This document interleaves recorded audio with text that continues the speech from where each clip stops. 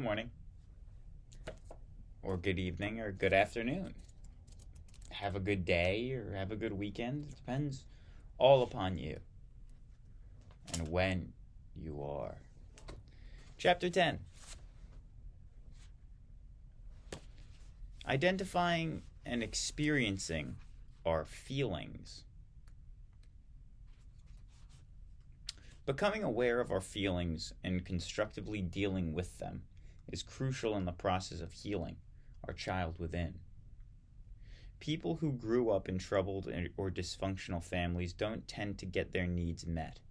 Not getting our needs met hurts. We feel the painful feelings. Since the parents and other members of such families tend themselves to be unable to listen to us, to support us, to nurture us, accept and respect us, we often have no one with whom we can share our feelings. The emotional pain hurts so much that we don't defend against them by the various unhealthy ego defenses described in Chapter 8. Thus, shutting the feelings out, away from our awareness. Doing so allows us to survive, although survive at a price. We become progressively numb, out of touch, false, codependent. When we are thus not our real self, we do not grow mentally, emotionally, or spiritually. Not only do we feel stifled and unalive, but we also often feel frustrated and confused. We are in a victim stance. We are unaware of our total self. We feel as though others, the system, and the world are doing it to us, i.e., we are the victim at their mercy. A way out of this victim stance and its suffering is to begin to identify and to experience our feelings. An effective way to facilitate knowing and experiencing our feelings is to talk about them with ourself and not with ourself, although that's good. We should talk about them with a safe and supportive people. Now, I feel like my hair is getting a little too big here, but I think I should just keep going with it. Also, when I Freudianly slipped saying talk to yourself, I do believe you should talk to yourself about your feelings, but I also believe it's critically important to talk to others about it as well. Because when you're talking to yourself, you can allow yourself to have these little flaws in your thinking, these logical fallacies that you may allow yourself and not question. Whereas if you're saying it aloud, you may say, well, this sounds false, what I'm going to say. So you'll be a little bit more conscious of your thought patterns when you talk out loud rather than when you talk to yourself. Bill was 36 years old, successful at work, but not in an intimate relationship that he wanted. In group therapy, one day he said, I hated my feelings and being always asked to talk about them here. After 2 years of this group, I'm beginning to see how important they are. And I'm even beginning to enjoy them, even though some are painful. Basically, I feel more alive when I feel my feelings. There's no need for us to know everything about our feelings. All we need to know is that our feelings are important, that we each have all of them, and that it is healthy to begin to know them and talk about them. Our feelings can be our friends. Properly handled, they will not betray us. We will not lose control, be overwhelmed, or engulfed, as we fear. Our feelings are the way we perceive ourselves. They are our reaction to the world around us, the way we sense being alive. Without awareness of our feelings, we have no real awareness of life. They summarize our experience and tell us if it feels good or bad. Feelings are our most helpful link to our relationship with ourselves, others, and the world around us. Spectrum of feelings. I like that I had the light in the previous studio that I could denote different sections of the text, but I don't have that here. We have two basic kinds of feelings or emotions, joyful and painful. Joyful and painful. Joyful feelings make us feel a sense of strength, well-being, and completion. Painful feelings interfere with our sense of well-being, use up our energy, and can leave us feeling drained, empty, and alone. Yet, even though they may be painful, they're telling us something, a message to ourselves, that something important may be happening, something that may need our attention. Being aware of our feelings and feeling them in natural flow as they occur spontaneously from minute to minute, day to day, gives us several advantages. Our feelings both warn us and assure us that they act as indicators or gauges of how we are doing at a moment and over a stretch of time. They give us a sense of mastery and aliveness. Our real self feels joy and pain and expresses, shares them, and it expresses and shares them with appropriate others. However, our false or codependent self tends to push most of our feelings, our most painful feelings, However, our false or codependent self tends to push us to feel mostly painful feelings and to withhold and not share them. For simplicity, we can describe those joyful and painful feelings across a spectrum, starting from the most joyous, going through the most painful, and ending with confusion and numbness as follows. The top. Unconditional love, bliss, joy, compassion, empathy, enthusiasm, contentment. Now for the codependent self. Fear, hurt, sadness, shame, guilt, anger, confusion, emptiness, numbness. The real self has all that gamut, the joy and the pain. The codependent self tends to only have the pain. Viewing our feelings in this way, we'll see that our real and true self, our child within, is empowered with a wider range of possibilities than we might have believed. The maintenance and growth of our child within is associated with the psychotherapists and counselors call the strong ego, i.e. a flexible and creative ego that can roll with the punches of life. By contrast, the codependent self tends to be more limited, responding to mostly painful feelings, or no feelings at all, i.e. numbness. Our codependent self can be associated with a weak ego, i.e. a less flexible, self-centered, negative, and egocentric, and more rigid one. To cover up the pain, we use relatively unhealthy ego defenses, which give us fewer possibilities and choices in our lives. Levels of awareness about feelings. In order to survive, a person who grew up in or is presently living in a troubled environment tends to be limited to feeling armamentarium of the codependent self. As we begin to explore and become more aware of our feelings, we discover that we can have different levels of awareness about them. The word that I couldn't read there, I'm going to spell it.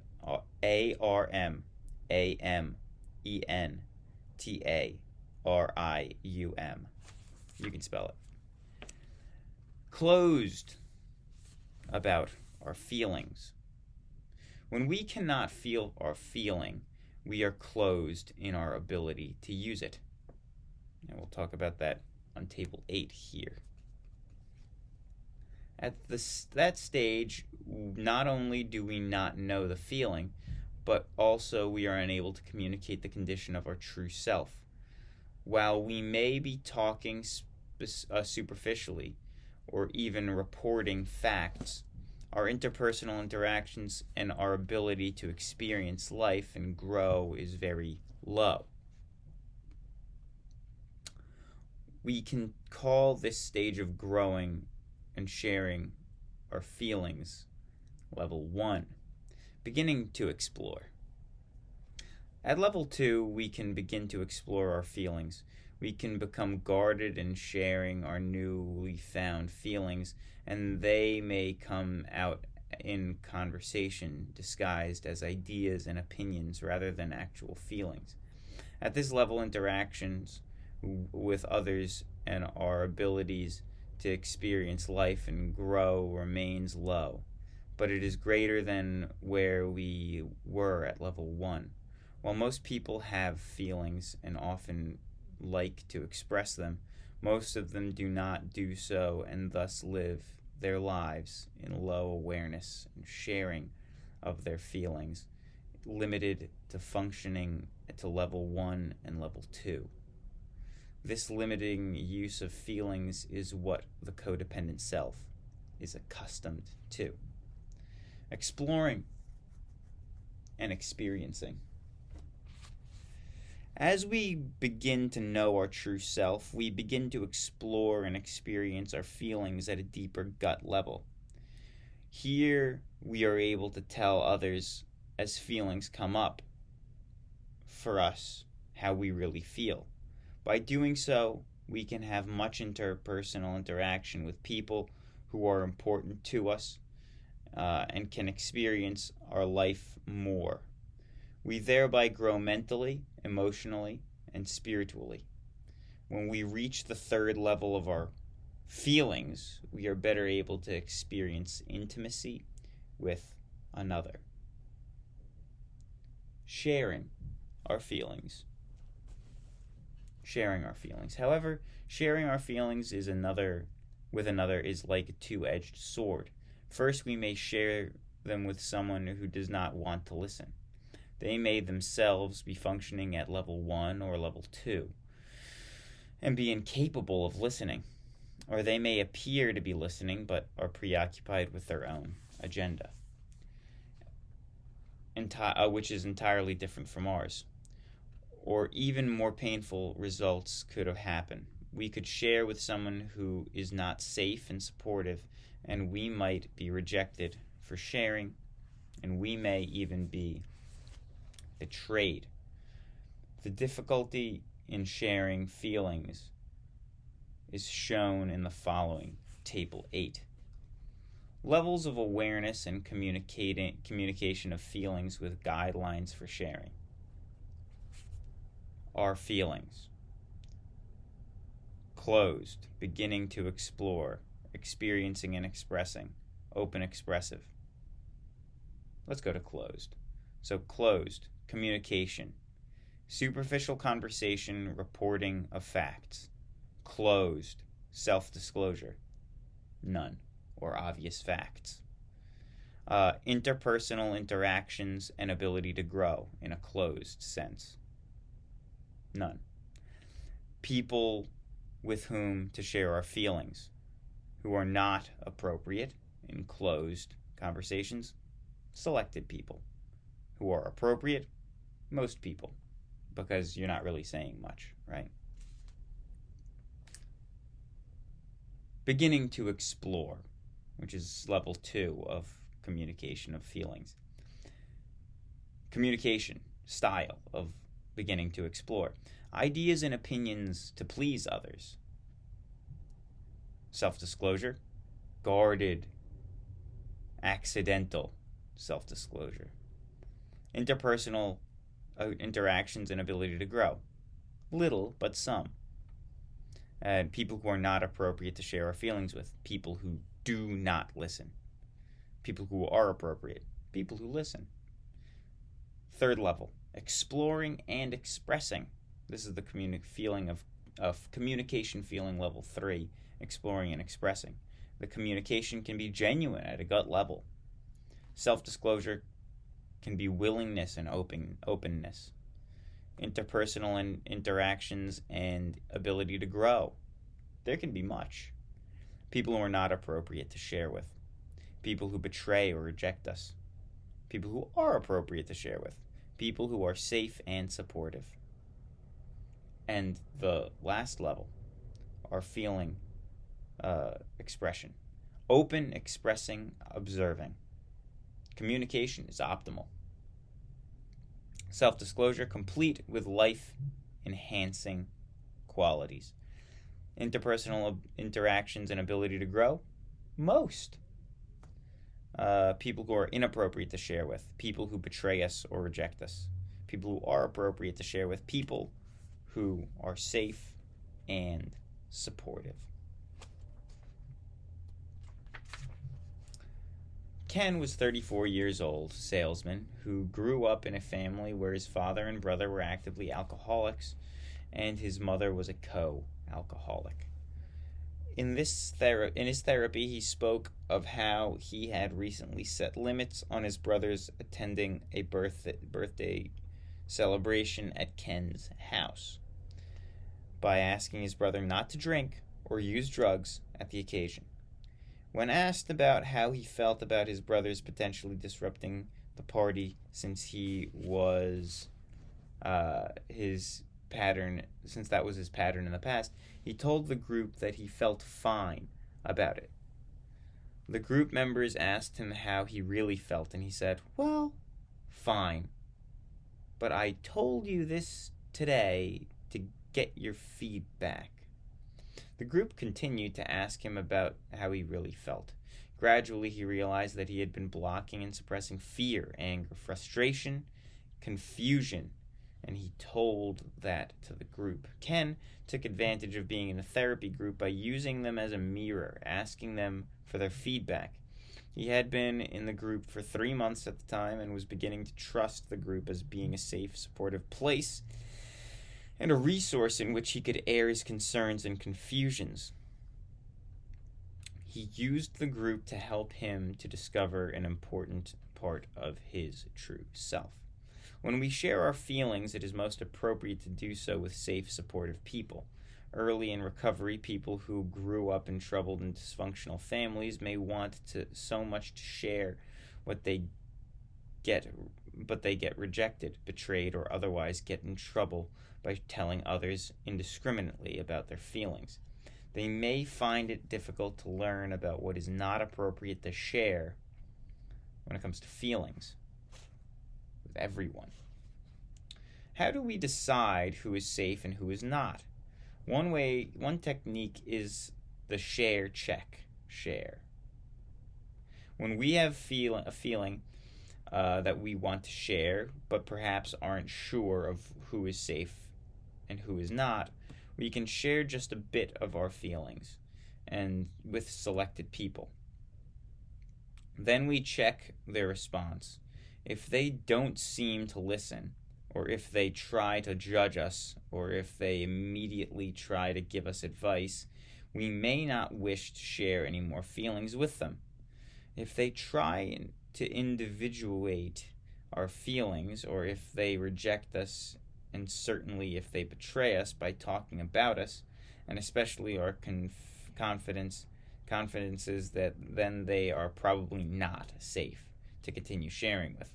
However, if they listen, are supportive, and do not react with and above responses, then it may be safe to continue sharing with them. Further clues of safe people are those who make eye contact with us, tend to appear sympathetic, and don't try to rush in and change our feelings. Over the long term, someone who's safe will be consistent and listening and supportive and will not betray or reject us. Places to practice sharing and checking are therapy group, a self-help group with a counselor, therapist, or sponsor, or trusted friend or loved one. Spontaneous observing. As we become more comfortable and are able to trust our true self and others, we can begin selectively to disclose our feelings in more complete way.